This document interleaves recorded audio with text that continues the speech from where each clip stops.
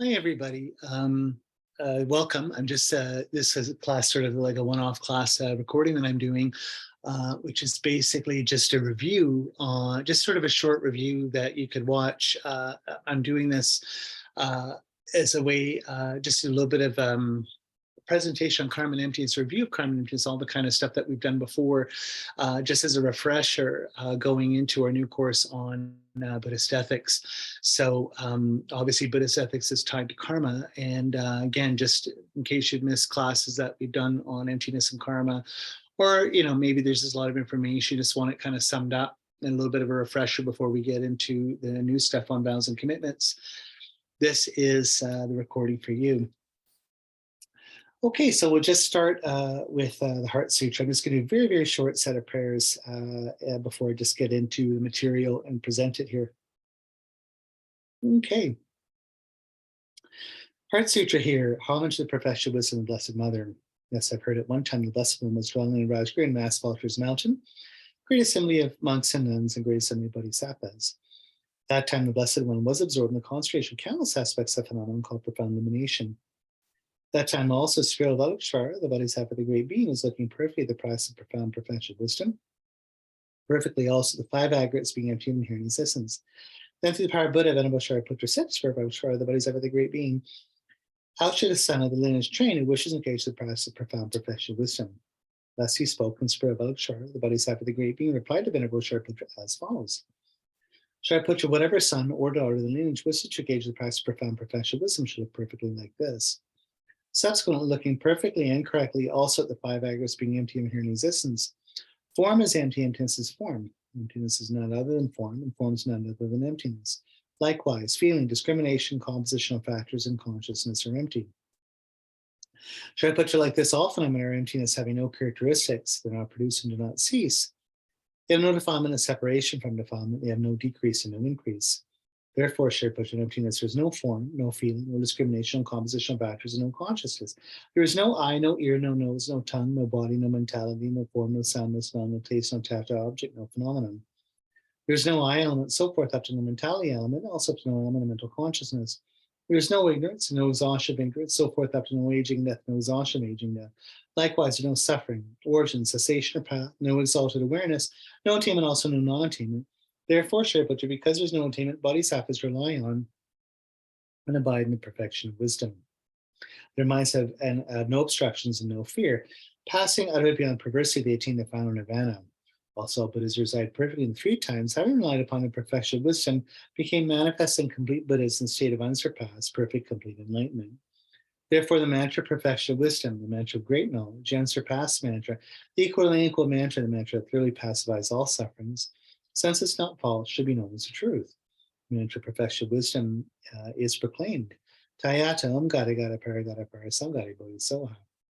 Shariputra Bodhisattva, great beings, should train the profound perfection of wisdom like this. Then the Blessed One arose from that concentration and said to Valakshvara, the Bodhisattva, the great being, that he'd spoken well. Good assemblage is like that, since it's like that just as you have revealed. In that way, the profound perfection of wisdom should be practiced, and the Tathagatas will also rejoice. When the Blessed One had said this, Venerable Shariputra, Spiro Valakshvara, the Bodhisattva, the great being, entire circle of disciples, as well as worldly beings, gods, humans, demigods, and spirits, were delighted, and only praised what had been spoken by the Blessed One. Okay, so I'll just do a few prayers here for Ganden Gyema, just to receive the blessings of our, in particular, our great teacher, Lama Tsongkhapa. Taking refuge here, take refuge in the Buddha, Dharma, and Sangha until I attain enlightenment. By the merit accumulating from practicing generosity and the perfections, may I attain enlightenment in order to benefit all sentient beings. I take refuge in Buddha, Dharma, and Sangha until I attain enlightenment. By the merit accumulating from practicing generosity and the perfections, may I attain enlightenment in order to benefit all sentient beings. I take refuge in the Buddha, Dharma, and Sangha until I attain enlightenment. In the merit accumulating from practicing generosity and the perfections, may I attain enlightenment in order to benefit all sentient beings. Again, taking refuge from our hearts and the 3 jewels. We can just generate bodhicitta as our intention. Everything we're doing may be for the awakening of all sentient beings. For measurables, may all beings have happiness in its causes. May all beings be free from suffering in its causes. May all beings constantly dwell in joy, transcending sorrow. May all beings show an equal love for both those close and distant. May all beings have happiness in its causes. May all beings be free from suffering in its causes. May all beings constantly dwell in joy transcending sorrow. May all beings dwell in equal love for both those close and distant. May all beings have happiness in its causes. May all beings be free from suffering in its causes. May all beings constantly dwell in joy transcending sorrow. May all beings dwell in equal love for both those close and distant. Hundreds of deities of the land of joy, and Pure Land. From the heart of the protector, the hundreds of deities of the joyful land, the peak of the cloud was like a cluster of fresh white curd. All-knowing Tsongkhapa, king of the Dharma, please come to this place together with the two chief disciples. Space before me in a lion throne, Lilith and moon, the one who grew smiles to delight. Springfield of merit for my mind of faith, please remain for 100 hands to spread the teachings. Your minds of wisdom realizes the full extent of objects of knowledge. Your eloquent speech is the ear ornament of the fortunate. Your beautiful bodies are ablaze with the glory of renown. I prostrate to you, whom to see, to hear, and remember so meaningful. Pleasing water offerings, various flowers, sweet-smelling incense, light, scented water, and so forth, a vast cloud of offerings will set out and imagine and offer to you supreme field of merit. Whatever non-virtues of body, speech, and mind have accumulated since time without beginning, especially transgressions of my 3 levels of vows, with great remorse I declare each one from the depths of my heart. In this degenerate age, you sow for much learning and accomplishment, and man, the worldly concerns you made your leisure and endowment meaningful. Protector, from the very depths of my heart, I rejoice in the great wave of your deeds. Billow clouds of wisdom and compassion, space of your enlightened minds, venerable and holy gurus, please send down a rain of vast and profound Dharma for the disciples of this world. May your Vajra body, created from the purity of clear light, free of the rising and setting of cyclic existence, but visible to the ordinary viewer only in its unsubtle visible form, stay on and changing without waiting until samsara ends. The virtues I've accumulated here, may the teachings and all living beings receive every benefit, especially may the essence of the teachings of Lama Tsongkhapa shine forever. Short mandala offering. This mandala is built on a base resplendent with flowers, saffron, water, and incense. Adore without mirror, 4 lands, sun, and moon. By offering this pure mandala to you, assembly of Buddhas here before me, may all living beings experience pure happiness and be reborn in pure lands. The objects of my desire, aversion, and ignorance, friend, enemy, and stranger, my body and all possessions, these I offer without claim for your enjoyment. Please bless me and all living beings to be released from the 3 poisonous minds. I send forth this jewel mandala to you, precious gurus. Om Enam Guru Radhamanda Kamurtiyami. Intro to Tsongkhapa. Your Avalokiteshvara, great treasure of unimaginable compassion, Manjushri, master of flawless wisdom, and Vajrapani, lord of the secret mystery, horrors and mars without exception. Tsongkhapa, crown jewel, the sage of the land of snows, Losangdrapa, make requests at your lotus feet. In Tibetan. Meg me se wei ter chen chen rei zi. Dream ken bei wang po jam pan. Du pun ma lu chong se sang wei dan. Gan chen ke bei sun ken song kan pan. Lo sang dra pe shab la so wa de. Me se wei ter chen chen rei zi. Dream ken pe wang po jam kao yang.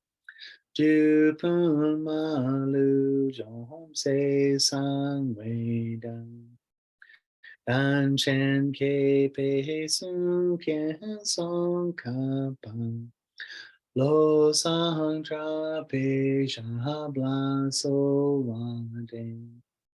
Mig me se wei ter chen chen rei zi. Dream ken pe wang po jam pao yang. Du pun ma lu chong se sang wei dan. Gan chen ke pe sun kien song ka pan. Lo sang dra pe sha bla so wa de. Glorious and precious Rukru, please come to lowest and moon seat at my crown, and your great kindness, please remain with me. Bestow upon me the blessings of your body, speech, and mind. Glorious, precious Rukru, please ascend the lowest moon seat in my heart. Your great kindness, please remain with me. Please grant me the common and supreme realizations. Lord expresses for Guru, please remain on the lotus moon seat at my heart. In your great kindness, please remain with me and remain until I achieve the essence of enlightenment. Okay, great. So just get started here. This is commentary I have just from an ACI Asian Classics Institute practice course, number 7, I believe, called The Marriage of Karma and Emptiness, or Union of Karma and Emptiness. I kind of can't remember that well. But it's sort of a, I think it was meant when Geshe Michael Roach taught it to be a little bit of a review or summing up of a lot of the material you get in course number 5 and 6. In other words, the Abhidhamma Kosha course on how karma works, and then the Diamond Cutter course, which is, time and time again, he teaches on that. That was ACI class number 6, I believe, Diamond Cutter. So we've gone over this, just different courses that, we've done together over the last little while. And just summing this up, major themes and just some concepts here on the unity of karma and emptiness. So one thing just to start, I think in the class, I guess Michael said something really good that he said, it talks a little bit about the Kadampa. So who were the Kadampas? There's different entry points of Buddhism into Tibet, starting in the, I guess, the 9th century, the 800s there, with King, Trisong Gesen was the one that invited.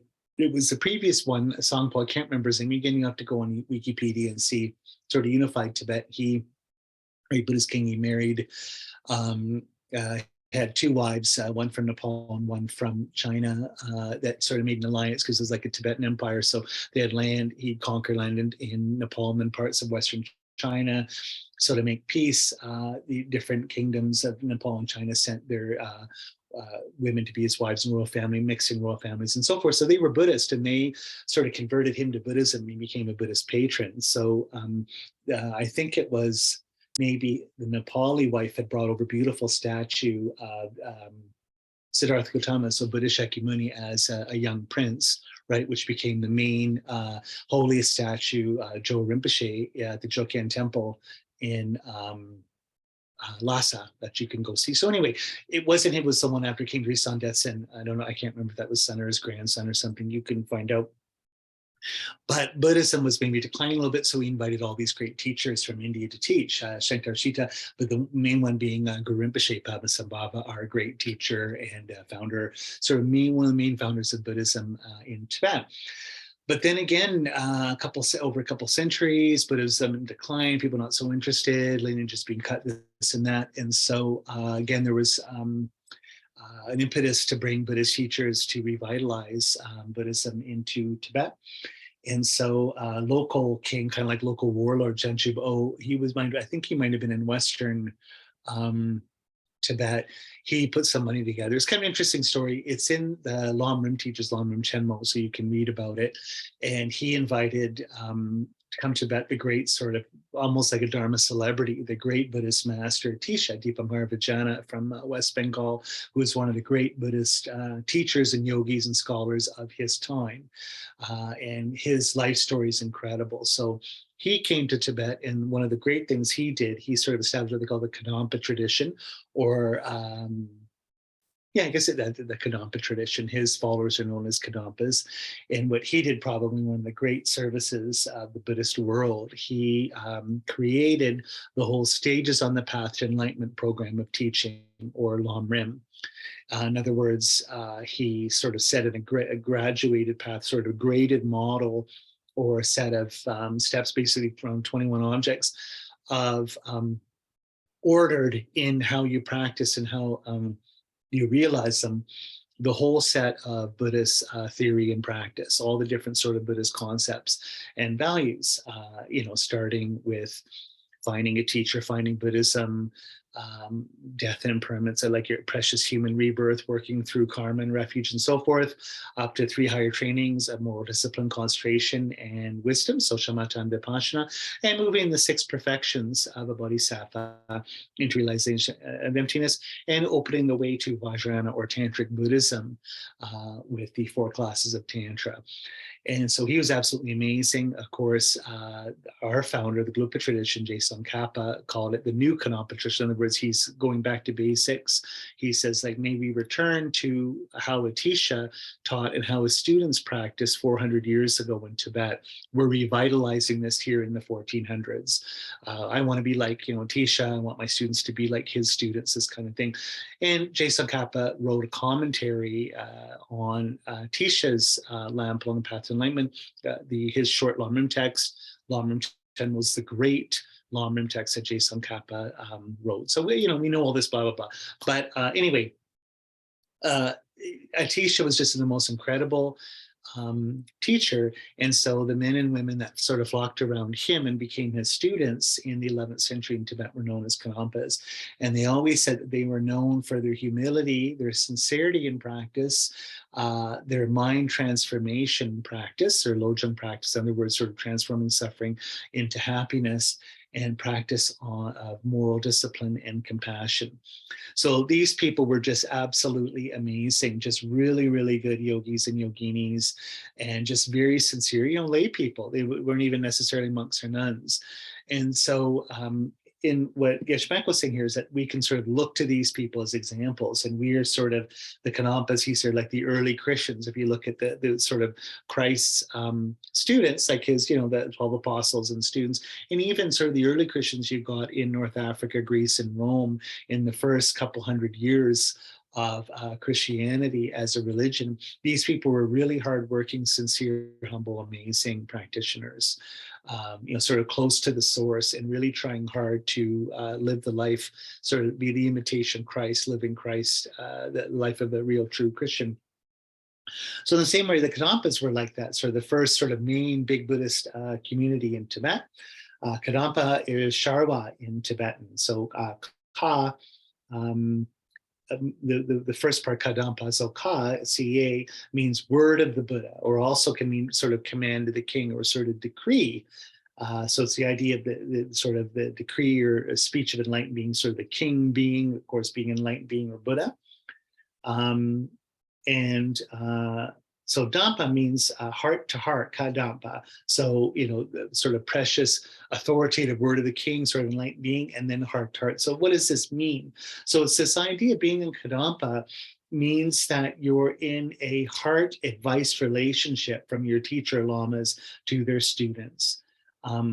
So it's meant that you end up having this very strong, almost like confessional relationship with your teachers as a Buddhist student, that your teacher representing the Buddha is giving you heart advice, and that you're sort of a sincere practitioner. You're not a Buddhist intellectual or just sort of a cultural Buddhist, but you're a practitioner on that level where you're taking the teachings heart to heart as personal advice on how to change your life in a practical day-to-day way. So Sharwa means dawn of the sun here, lights up your mind like the sun or light. In other words, you reach, with this kind of attitude, you're reaching a point in your life where you can see any teaching and you understand it as personal advice. Kadampas were so sincere that they were on this level, like Buddha was speaking to them personally. It takes a lot of goodness to be a Kadampa. You have to meditate lots and be sort of sincere and humble person. So basically, to be a real Kadampa is to have this kind of attitude where you see your teacher as Buddha, and that all the teachings are as personal advice, not like, again, as some sort of theoretical religion, or that's really interesting, or I believe this, I believe that. But it's like, how can I take these Buddhist teachings and live them, embody them in my day-to-day living and interactions with other people?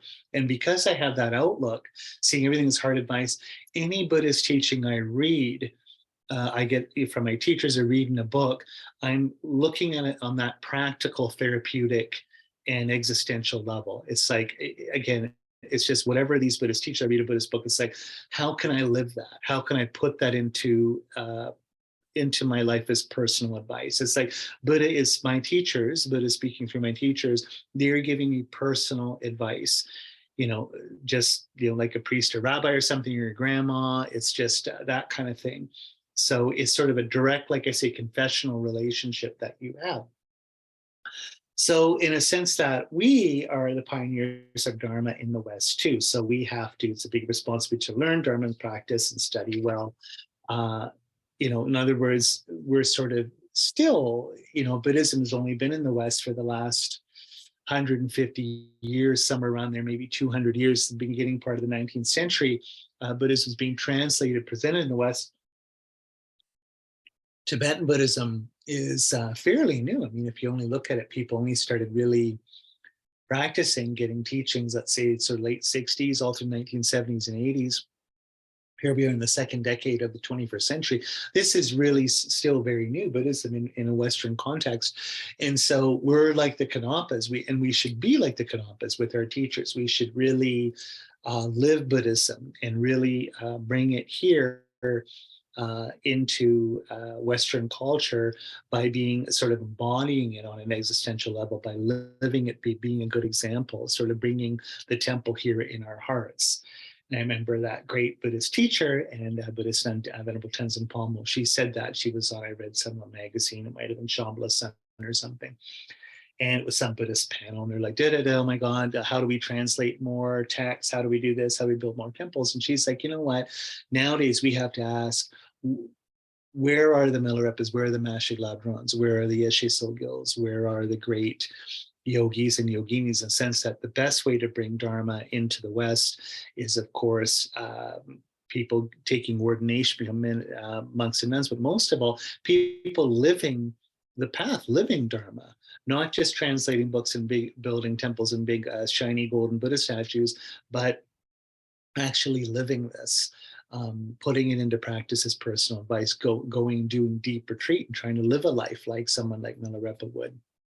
Anyway, so I just like a preface. So when we're studying stuff on emptiness and karma, let's look at it that way, like Kadampas would look at it. So this isn't like a university course. And again, I'm not teaching this, again, I put this stuff on YouTube, like 10 people watch it.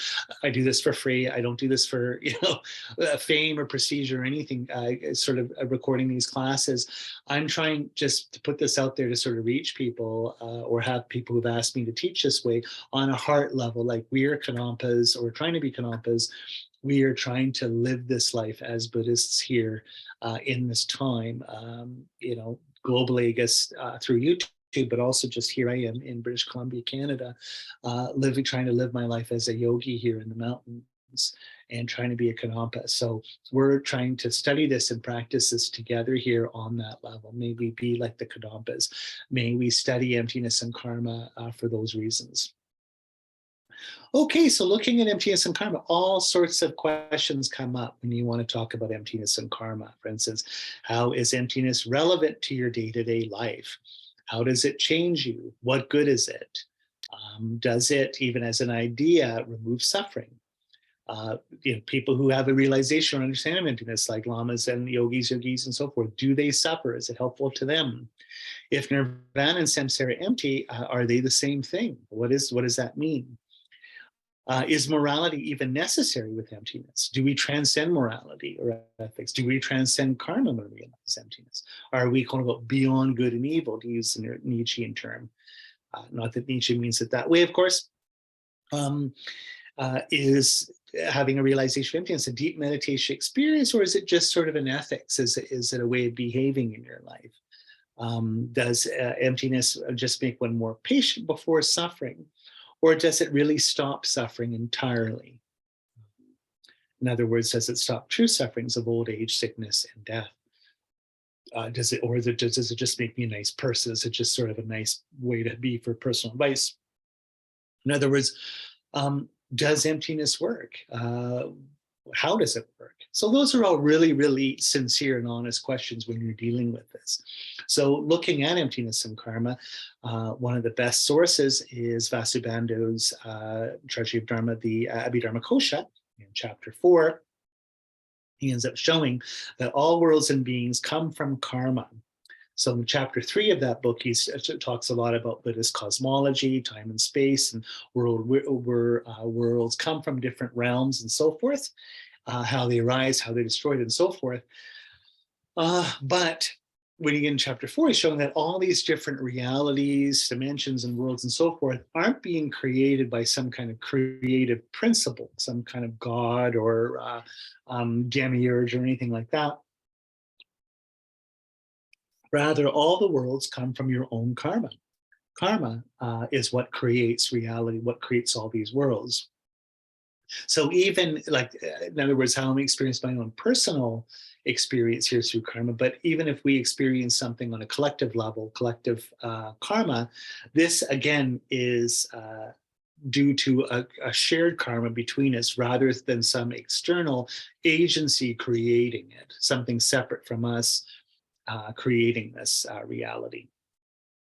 So the definition, since karma in the chapter 4 of Abhidharmakosha is a great thing, is karma is anytime your mind moves. So karma meaning action. That's what that means in Sanskrit. So what action is it talking about? Well, it's talking about, what's acting, what's being acted upon, what all this kind of stuff. What is it? It's the action of the mind moving. Every time the mind moves or experiences, that's karma, and that's what karma is. So each infinitesimal shift in your mind, anytime your mind thinks or moves to an object, another object it moves to, that's karma. So in that is the famous thing that in a finger snap, there's 64 different karma events, 64 different minds with their respective objects, experiential events, rising and falling, just in a finger snap like that. So if our life's like a movie, like different frames of a video or whatever, just like you go on, whatever on your computer, and you can, when you're editing a video, you can see all the different frames and move around that, like on your phone, you take a little video, you can move it. There is 60, just to snap, it's just an infinitesimally very, very quick moment like that. There's actually 64 different events within that moment that we just label as a moment. So you can see that the movement of the mind's very, very subtle, and there's a lot going on to give the appearance of this sort of steady flow, right? So in the old days as kids, we used to make a little cartoon where you draw a little picture, let's say of a guy running in a notebook, and you can flip the pages of the notebook, it looks like the guy's moving. Just like animation used to be done that way with the frames of a film in a movie camera. You need a lot of frames to have that fluid movement. So it's the same thing with the mind. Everything is fluid, like a flow of experience or a movie, because there's so much going on to give the illusion of a movement there. Okay.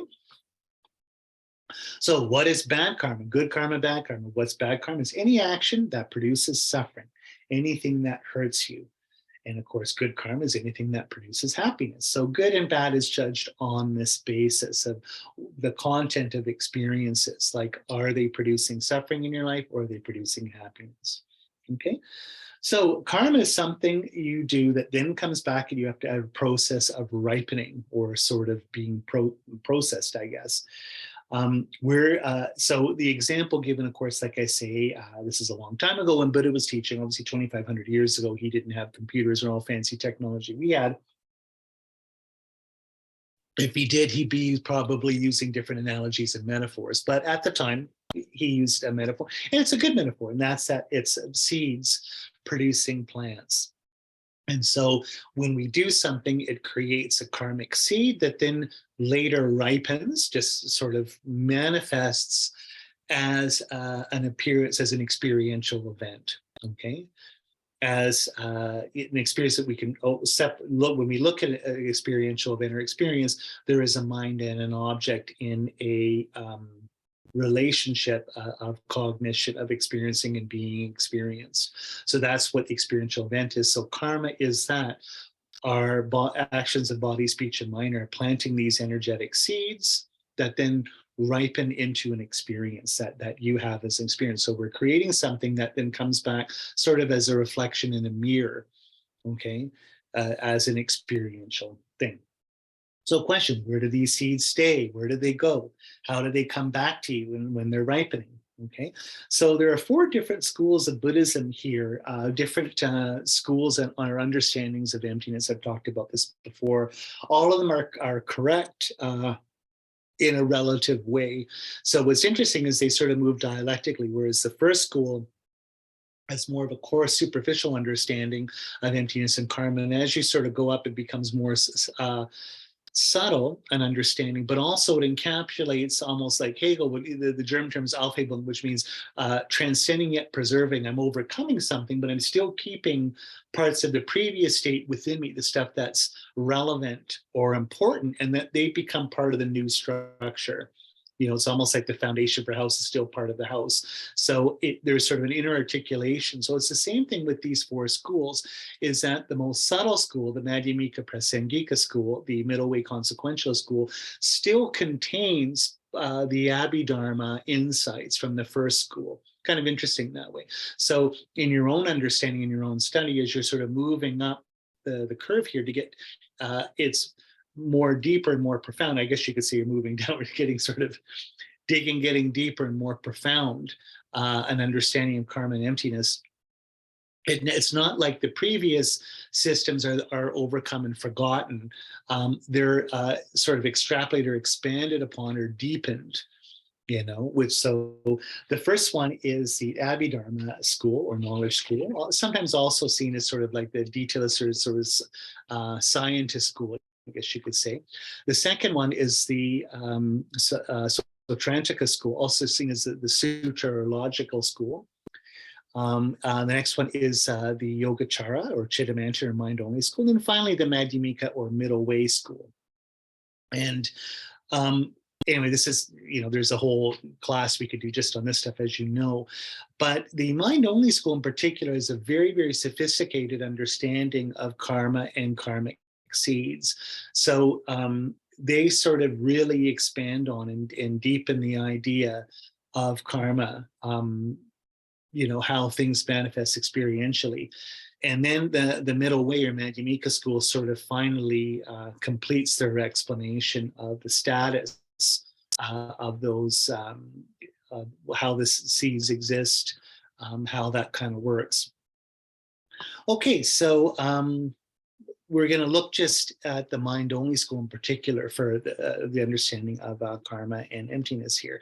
So mind-only, Yogacara, the better way, it says mind-only, or another way of translating is merely mind school. Okay, so Buddha did teach in the sutras that things are only mind. Okay, but at the same time, that has to be taken. It's not some sort of a strict idealism.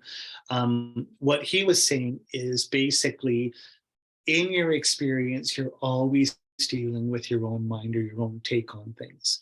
So the Yogacara school they're not going to go out and say that there's only the mind, it's that there's no external world in sort of a crass, kind of stupid way. What they're saying is that whenever you're dealing with anything, you're dealing with your own mediation. You're dealing with your own image and concepts, your own take or judgments of things. That's, it would be what Wilfrid Soller's famous American philosopher calls the space of reasons, right? You're always within your own interpretation. That's kind of like Hegel would say, that's what you're always seeing. So there's a great, in Phenomenology of Geist, Hegel says that if you want to try and get at the world apart from your mind, it's like a veil. You lift up the veil to look on sort of the other side of your own judgments. But he's saying, even to lift the veil and look on the other side of the judgments, that itself is a judgment. So you're always within your own judgments. So you can't sort of jump out of your head and look at reality sideways on to judge the relationship between the mind and the world. You can't do that. You're only dealing with the mind as the intermediary medium with which you experience things. So that's what Chittamantra mind only, that's kind of how they understand it. But they have a really good understanding of karma here. So there's three kinds of karma. We'll talk about Tongir, which means you can see the results of your karmic actions before you die. In other words, they ripen in this life. The next one, number two, is you see the results of your karmic actions in your next life. And number three, you see results in future lives, sort of down the road. Okay.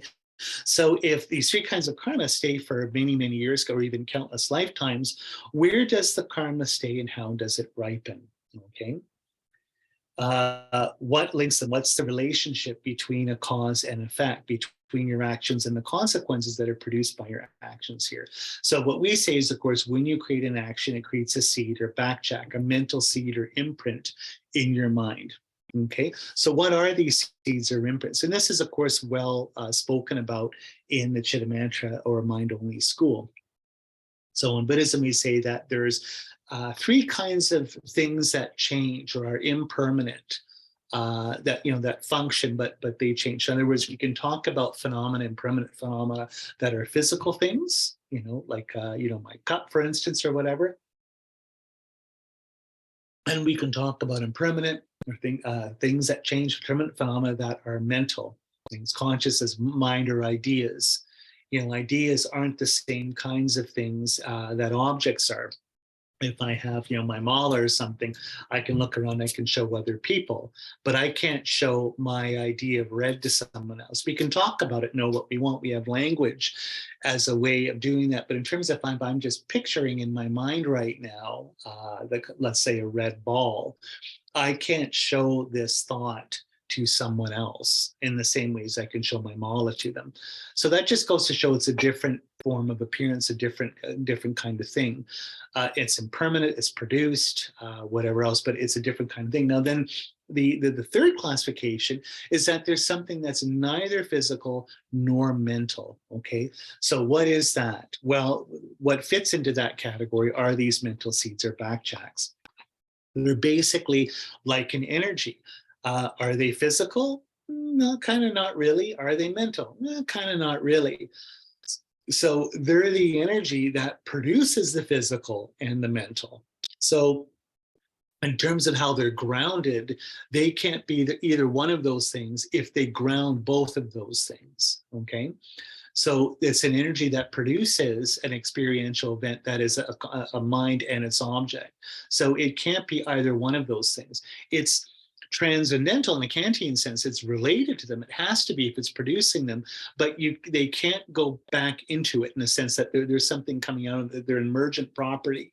So they're a little bit different. They're neither physical nor mental. Okay. Okay, so these seeds are in the mind. They reside in the mind stream, but technically they're not of the mind because they're producing the mind, okay? So where are they? What are they? How do these sort of seeds work, okay? Tsongkhapa wrote a lot, and I think it's in Essence of True Eloquence. I'm trying to think which book it is in. I know Jeffrey Hawkins translated all of those relevant. They're huge books. Absorption, No External World. You could look, if you go on Amazon and look at under stuff, he translated Tsongkhapa's work on this, his analysis of karmic seeds in the Chittamantra school, in the Yogacara school, because it's so important. Because really, we think about this, all karma kind of hinges on this, this idea that seeds, my actions and their consequences are nevertheless, even if they're separated by time, are nevertheless related to me. So if they are, how does that work? How can something I did 10,000 years ago end up producing an effect in my life right now that's logically tied to me? That's kind of weird. How's that possible? So Tsongkhapa writes a lot on this because it's such an important concept to sort of get clear on. So he shows where the Chittamantrans believe karma is stored and how it ripens, okay? Again, why is this important? Because every experience you have is because of karma. Every experience comes from this. The whole cosmology, all details come from the same source. Like a huge computer, huge forces maintain your world. Trillions of karmas go off to make a smooth experience. So at any change in your life, a stream of one set of experiences ends, the karma of being human ends, a radically new experience begins. So any changes you get in life, including a new life that you can go into, new identities, new worlds that occurred, are all because of karma. All these seeds ripening in your mind to produce experiences. Okay, when you do anything, any deed, you are always perceiving yourself doing it. You're experiencing yourself creating an action. The recognition of what you're doing, knowing what you're doing, is the intention. Everything depends on your motivation. And it's the motivation that is planting or creating these seeds. So again, this is the ethical level where you have to be constantly reflective and mindful of how we're creating reality each moment with our actions that produce the consequences. The consequences are the reality we end up, or world we end up living in, okay? So this is what they call path of karma, okay? And as I've said before, we can look at the different stages of a path of karma to like having an intentional action that will produce a result. So we have, whenever we're acting like a sort of a self-aware action, we have an intention. We then consummate the intention. We carry out the deed. I think I should go shopping. I'm hop in the car, go to the grocery store. For instance, I do whatever I do, which is, we recognize the object or target for what we're acting for, and then we complete the action and see the result and affirm it. So I go get groceries for my mom, let's say, because she's sick, buy it, hop in the car, deliver them, and like, here, mom, here's the groceries. I'm glad I bought these for you. That would be like a complete karmic action right there. And we can think of the good things. So like, let's say a good target would be, I want to give a donation to the Buddhist temple. I really, really want to do that, create some merit. I just feel that they need a little bit of money to fix the roof on the temple or whatever.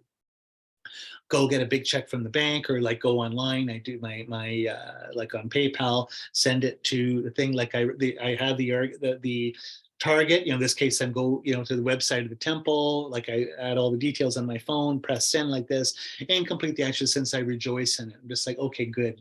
I'm glad I did that. Oh, I get a tax receipt. They call me up. Thanks so much for giving your money.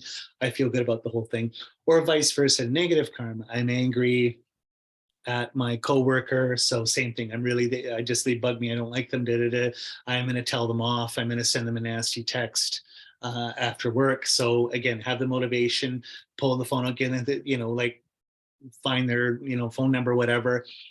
Really mean, put it together, send it out, have the target, that person says delivered on my text, and then I rejoice. Well, that'll teach them a lesson, blah, blah, blah. There's a complete karmic action in a negative way. So one's going to produce happiness, let's say giving to the temple, another is going to produce suffering. But the whole time, my experience of this process is what's creating the seed or backcheck of energy. That whole process going together, it ends up creating kind of a virtual seed that will in the future produce a negative appearance or a positive appearance, okay? So we need the perception to plant the karmic seed. Doing the action, watching the self that does it, plants the particular seed. Now the question is, where are we planting this seed? When we talk about some kind of a virtual seed, where is it being planted? I mean, where is it? Where is even the mind? If the mind is non-material, like we say in Buddhism, that mind is just clear and cognized. In other words, it doesn't have any location or anything. Where is the mind? We can't see it. But we just know that it is the space in which things make sense. How we cognize it, it's a space where things are allowed to be seen as what they are. But this is kind of nowhere. In order for all things to have a place to be somewhere, that's kind of like the mind. What does it mean to plant a seed in that? What does it mean? Where did it put it? It's not like I've got a little marble and I drop it in a cup here, okay? So plant this seeds in the mind stream. So if the stream of mind carries seeds and it becomes purified in the path of seeing, are the seeds destroyed with emptiness experience? So that's a good question. Let's talk about that in a sec here. So seeds are within the mind stream, then where are they? They stay within the person as an energy. Okay, so the seeds, the little notes I have here, they stay in the mind stream as this virtual energy, right? That's sort of carried through this life and in future lives. So even if you have an experience of emptiness, technically, that doesn't somehow wipe out all these seeds. The path of seeing, out of the 5 paths to enlightenment, another path of accumulation, preparation, seeing, meditation or habituation, and then no more learning or enlightenment. Just seeing emptiness doesn't necessarily clear out all those negative seeds, okay? The path of habituation is where we do that, where we end up purifying ourselves through different meditative techniques and spiritual disciplines to do that.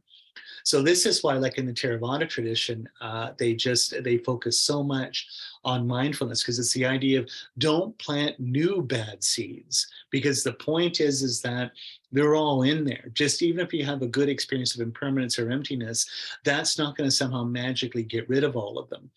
What you don't want to do, you're going to sort of accept the negative karma ripening on you with mindfulness and an understanding of Vipassana or emptiness.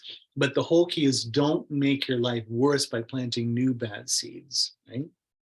That's an interesting thing. So if the mind these backtracks are being carried along in the mind stream, the question is the backtrack or seed or imprint itself a changing thing? Mind's impermanent. Are imprints impermanent? Okay. Well, of course they are. They can't be something inherently existence or substantial and relate to anything else. Okay. For one thing, when it ripens, it ceases to be. So it's changing in that way. Once the seed actually ripens or the karma is activated, it exhausts itself in producing a mind in an object or an experiential event. It destroys itself in giving the result. So the karma at that point is quote unquote cleared. The karma is ripened by having the experience, right? So if it's a changing thing, how is it stored? Where is karma? How can it stay if it changes moment to moment? Okay, everything changes each instant. We're in a stream of events. So how are these, and these backchecks, well, these imprints, these seeds must be changing too. But how are they changing? Like, where are they stored? How does it work? If they're in the mind's always change and flow like a river. What happens? Do they sort of float along the top like leaves on the river, or are they at the bottom of the river like stones that don't move? Are they like paint that you pour in the river so it's like a color in the water that moves itself? Different kind of analogies here, right? Or different kinds of metaphors. What they say in the Madhyamika tradition, so the Chitta Mantra tradition, the mind-only tradition, what they say is that there's an eighth consciousness. So if we have the six consciousnesses, which are your five senses and your mental consciousness, the seven is diluted awareness. It's your self-cherishing, self-grasping mind. The diluted mental consciousness, they sort of separate and say it's a seventh, because through practice that will go away or cease to exist. Ironically, it's almost like a fake mind that with realizations gets cleared. But what's most important is that there's an eighth consciousness. It's almost like a deeper understanding of the six mental consciousnesses. And what alaya vijnana, that's what it's called, or kunshi in Tibetan is it is the quote storehouse consciousness. It is the consciousness at its deepest level that's completely pre-personal and anonymous, that's the substrate of life that moves life to life to life like an underground river. That's what carries the backchacks or the seeds. That's kind of like the example they said is like a grain silo, of course, because it's whatever, 2,000 years ago in India, that's the example. But it would be the equivalent of course, your storing something in the cloud on your computer. So I don't even want to say it's like having your phone. The point is you're always uploading everything to the internet. Where's the internet? It's between everything digitally, right? It's sort of a reality, a shared virtual reality. The same thing with this, alaya vijnana, you could say, is the consciousness like the cloud that all your backchecks are being uploaded into. So then when they ripen, they are quote unquote downloaded like an update onto your iPhone. It's just like tonight, your iPhone will update at 11 o'clock or something. And then you wake up, bing, bing, you got a new phone that you can't figure out. It's the same thing here. It's that you're getting these automatic downloads coming into your phone from the cloud or from Apple or whatever. These are like the backchecks coming from alaya vijnana, right? Now, what's interesting is, of course, we're not going to get into it, but they have all sorts of issues. This is all Chitta Mantra or Yogacara philosophy here. Of how the alaya vijnana is, how it works, the problems with this. But so, for instance, they say, like, for instance, when we have an upsetting event happens to you as a mind-only Yogacara or Chitta Mantra philosophy, we have a ripening seed in your storehouse consciousness. And this is what you are really seeing. You're seeing the ripening seed or event in your mind. So there's no external object or event. You're watching your own mind change. So the delusion involved here is you take it for being something external, where it's actually a change in your mind, in your experience. It's like an echo that you think is coming from the cave itself, where it's really coming from your voice. So you are seeing your own action. You are seeing yourself, your own reflection. So when we talk about emptiness in the Yogacara school or middle way school, mind-only school, it's that things are empty of this externality, right? That what we want to realize, the delusion is thinking that reality is separate from us, coming at us, when really reality is coming from us, right? that there's no dualism here at all, because it's just the mind watching itself. What you are seeing is your own reflection karmically in terms of how you've set up your world, right? Now, in the problem you can get, I don't want to get into this, is basically a laya vijnana is a mind without an object. So that in some ways is sort of a long argument here, but we end up having sort of an infinite regress problem here when you get into the eighth consciousness, because the mind is always an object possessor, right? A mind is defined as having an experiential object. How can we have a mind that has itself as an object? Isn't that kind of like a self-contradiction? Don't you get an infinite regress from this? Isn't this some kind of an illogical thing, right? So then, they always have these examples in Yogacara. It's like, well, when you light a room, when you turn on the light from the room, the first thing the light does is light itself up. The light bulb illuminates itself, then it illuminates the room. But Madhyamika guys are always like, that doesn't make sense. Like, when I light a candle, it sounds silly to say the first thing the candle lights is itself, and then it lights the room. So it seems illogical or sort of unreasonable, faulty reasoning for this. So Madhyamika, the Prasangikas end up saying, look, the only reason we're coming around with an eightfold consciousness is to try and find a spot to put all those seeds. Right? It's a placement issue, it's a container issue, right? But here's the thing: what if they're nowhere? What if the mistake is actually thinking there's something that has to go somewhere? So I need to come up with some kind of an explanation of where they go. What if we say that they're an energy within the mind that doesn't need to be anywhere at all? It just needs to exist in a virtual way. Right? Not in a substantial way, but a virtual way. Because in the Chittamantra school, we have to say that Alaya Vijnana inherently exists. It has to exist because it's the ground of the world, right? So there has to be a ground that, in other words, sort of a substantial principle that contains all these backchecks. What we do in Madhyamika, or middle way, is you get rid of the extremes and it free floats virtually. So you don't need a place for these things, right? So what backchecks do is they replicate. Their energy transfers over at each moment within your perception. The motivation, your motivation imprints the original energy. It sets in motion the first seed. When the action is done, karma is done, but starts the energy of seed, which then carries over, ripens into a result. It self-replicates until it becomes a result.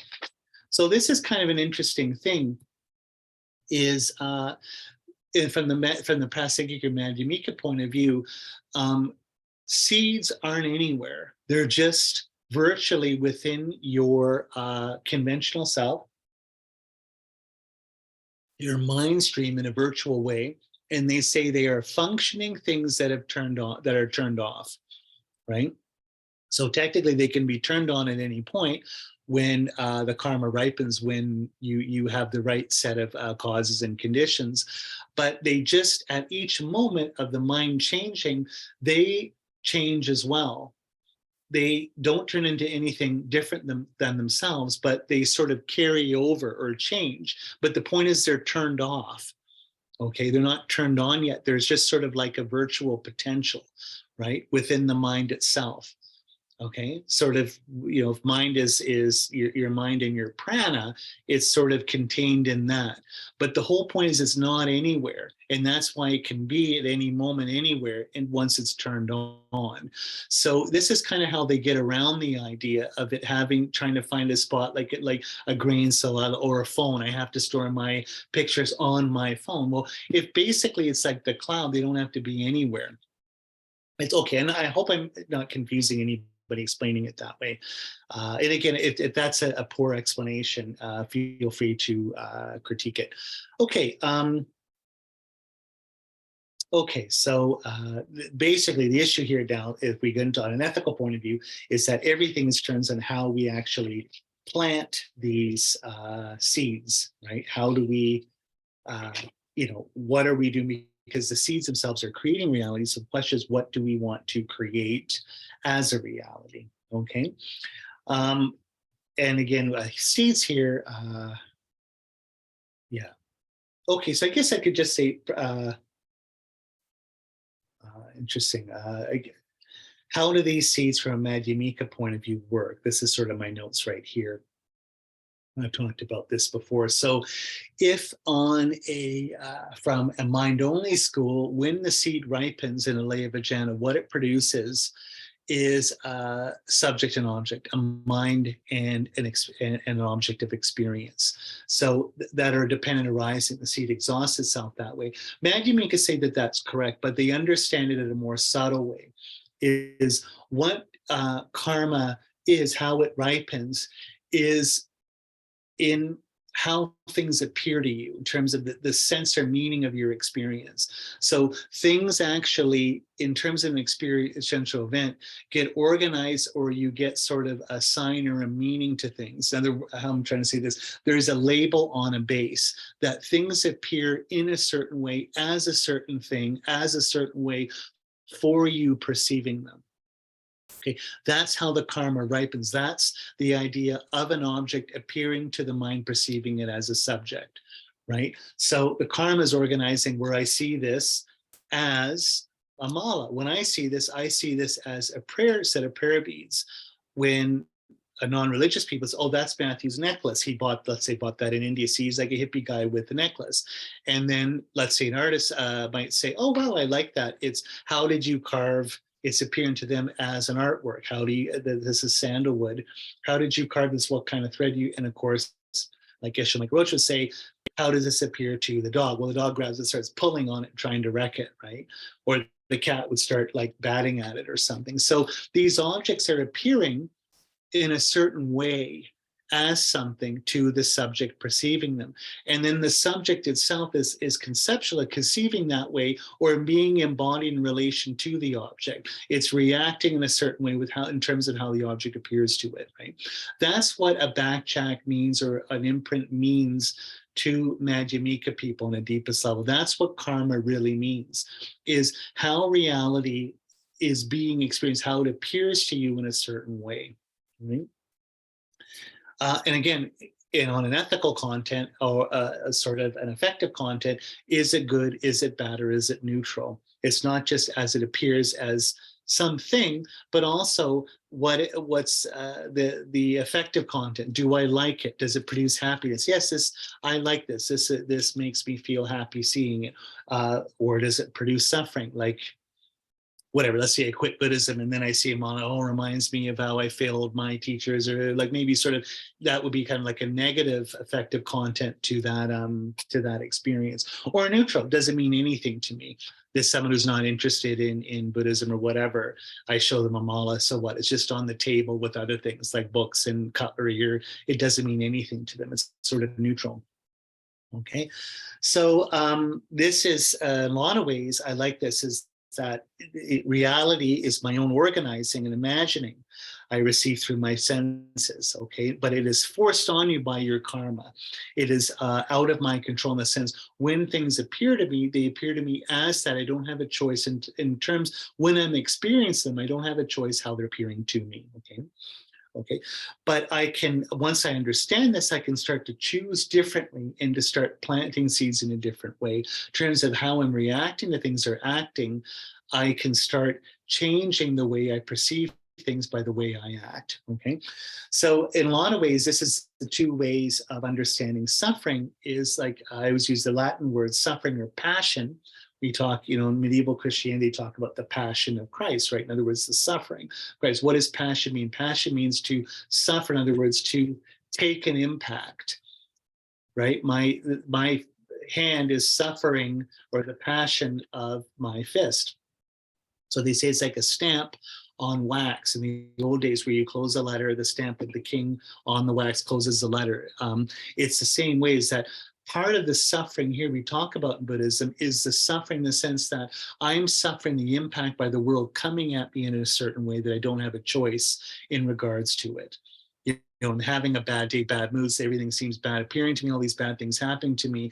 It's kind of rolling down the hill, hitting me like a big flow of water, a certain way, like I'm suffering that way, in the sense that I don't have the control. It's the passion of me suffering the impact of my experience, right?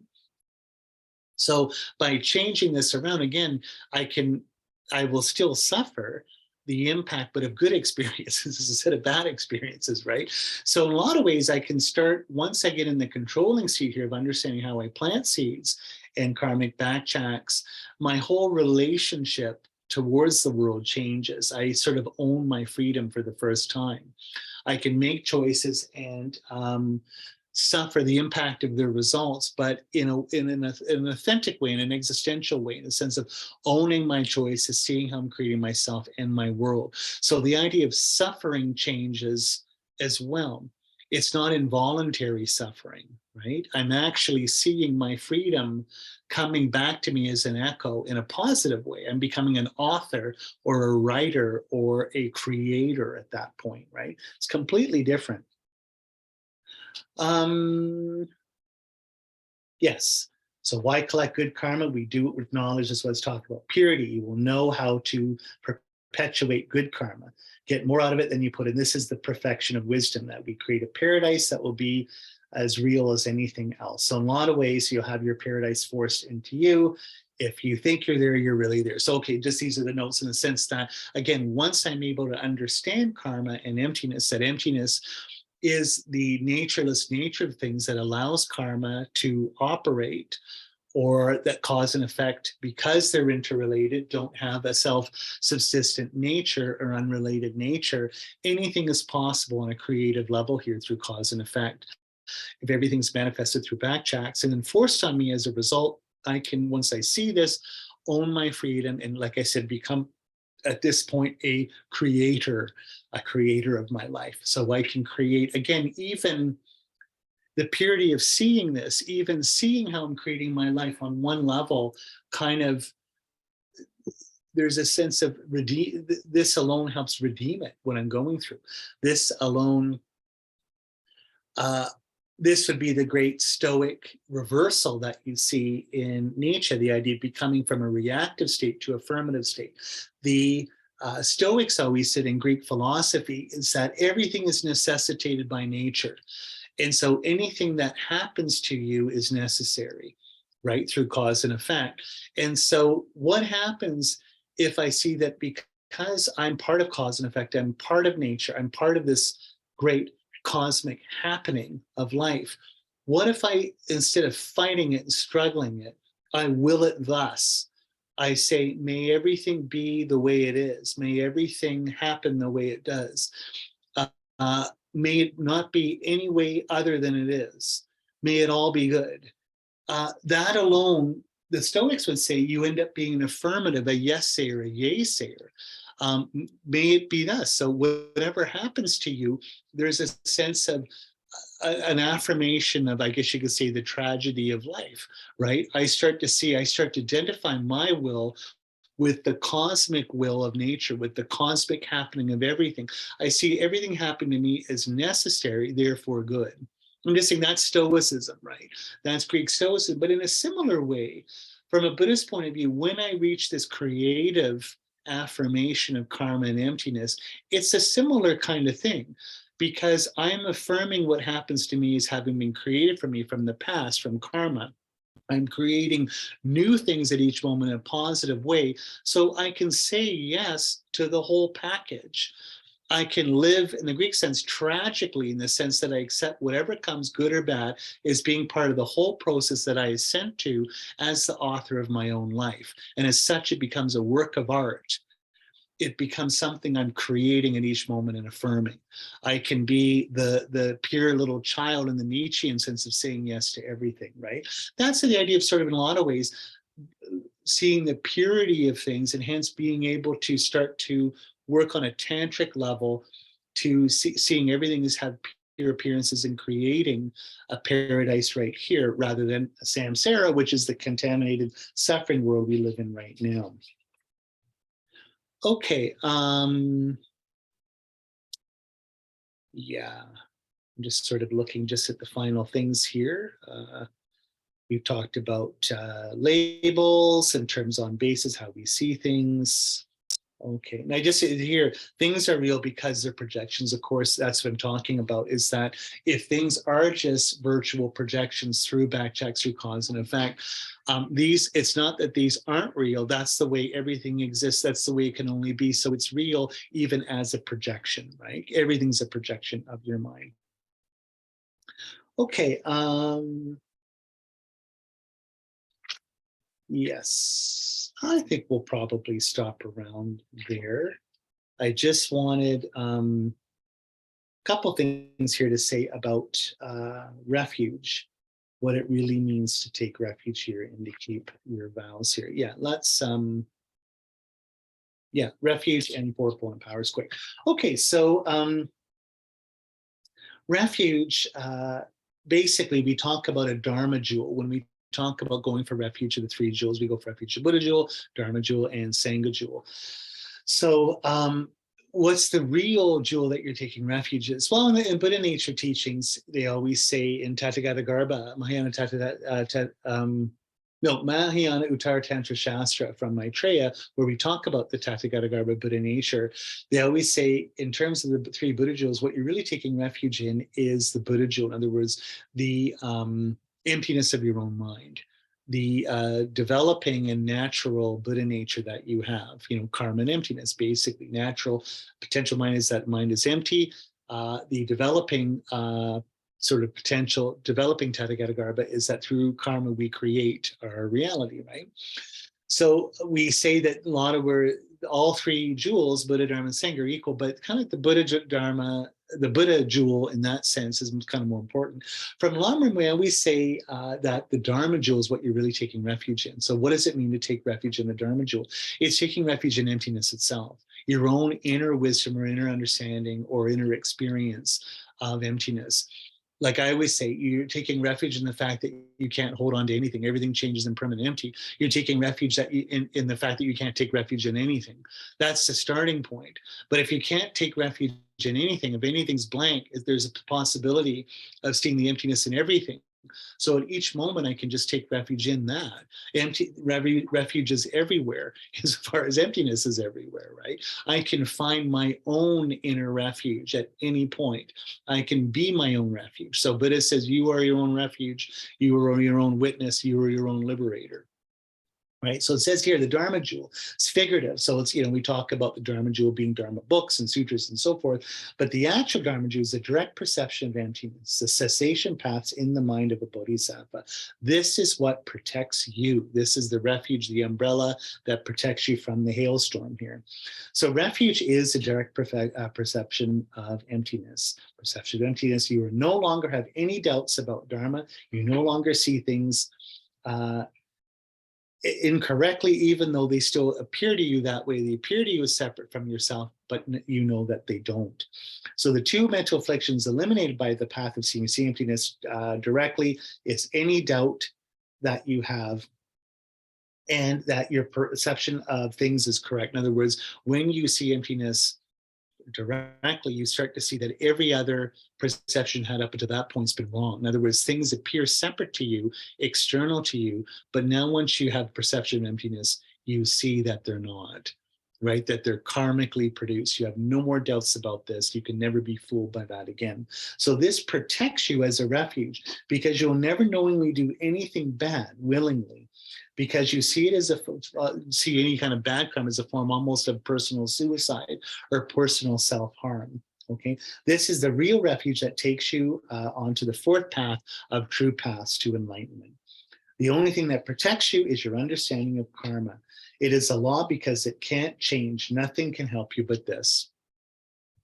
Okay, so I just wanted to talk about that. In other words, real refuge is an understanding of this, the union of karma and emptiness. And yeah, okay. So maybe we can end on that. I think that's, I'm just going to say here, what the importance, once we see that karma, understanding refuge of karma emptiness, we will keep all of our Buddhist vows. Only Buddhists can see directly, karma directly, okay? This isn't taught through senses or logic, but scripture. In other words, we just have to take Buddha's word on this, because the connections carvings are so deep we can't see them. So we keep our vows, then you're doing the right thing to get the right results. We keep our pratimoksha and bodhisattva vows, freedom vows. We keep them to be free. Okay, if we break our vows, then we are no longer free. Bodhisattva vows are aimed at being good to others. The more you keep them, the happier you are. Tantric vows are, of course, based on these two things here. Okay. Yeah. That I think probably let's just end there as a little bit of a refresher. If we understand again, what is like, this is sort of the take home thing at each moment to really make your main practice, like we talked about with Abhi Dharmakosha and Diamond Cutter. Make karma and emptiness your main practice. Take refuge all the time in the fact that everything's like a dream, that things exist virtually because they have no nature. They can be any way, but they are the way they are because of karma. And so we're taking refuge in their emptiness, but in terms of our practical existential behavior in a day-to-day, the art of living, the sort of prescription on an ethical basis that we have, how do we live our lives in this virtual construct according to our different Buddhist vows and commitments, right? Our liberation and pratimoksha vows to prevent harmfulness for ourselves and others, and that's sort of the critical vows, and then sort of the negative vows, don't do this. And the positive vows are the bodhisattva vows in the sense of that I'm trying to benefit or care for other people. Our tantric vows, once we do that, understanding basically that heaven or paradise or the Pure Lands are here right now in a purified mind, based on those two sets of vows, the pratimoksha and the bodhisattva vows, that I can reveal enlightenment right here in my life, right now, at this moment, by walking this path, by understanding this union of karma and emptiness. And that's how we see everything as being pure. That's the meaning of Buddha nature. That's sort of the ultimate teaching of Buddha. In other words, like I guess Michael says, but I always like to say that this Buddhism isn't figuratively true. It's not just about being a nice person, kind of dealing with all suffering, but it is literally true in the sense that we can absolutely become an enlightened being in a purified universe with pure body, pure actions, pure enjoyment, pure environment, that everything is bliss, everything is joy, everything is purity. Why? Because it's creatively possible through karma and emptiness.